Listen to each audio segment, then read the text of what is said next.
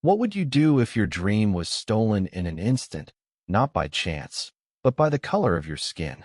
Captain James Carter had flown through storms, navigated mechanical failures, and landed planes in conditions that tested the limits of human skill. But nothing prepared him for the storm waiting on the tarmac of Chicago's O'Hare Airport.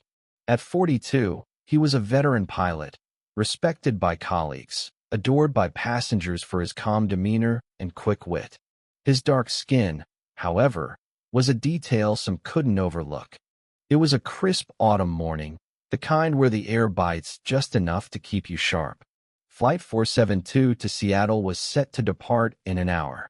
James, in his immaculate captain's uniform, approached the aircraft, his flight bag slung over his shoulder. He nodded to the ground crew, who returned his greeting with familiar smiles.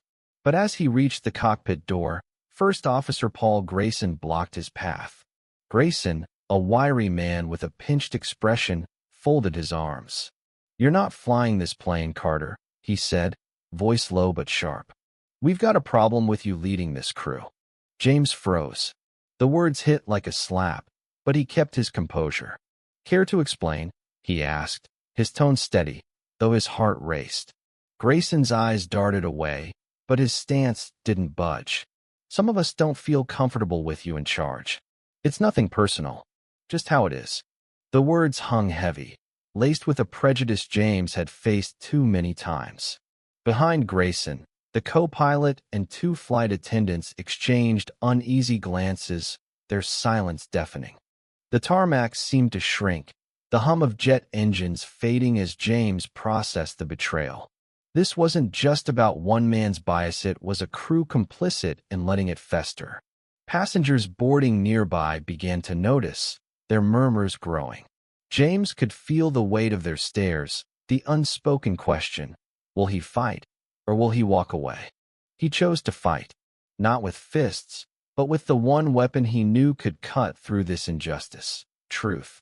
James pulled out his phone and dialed the airline's chief operations officer, a woman he'd met years ago at a diversity training seminar. "Ms. Harper," he said, voice calm but firm, "I'm being denied entry to my cockpit because of my race. I need you to handle this." The call lasted less than 2 minutes. Ms. Harper's response was swift, her voice crackling with authority. "Stay put, James. This ends now." Within moments, the crew was summoned to the gate office. James waited, standing tall by the plane, his presence a quiet rebuke to the prejudice that had tried to ground him.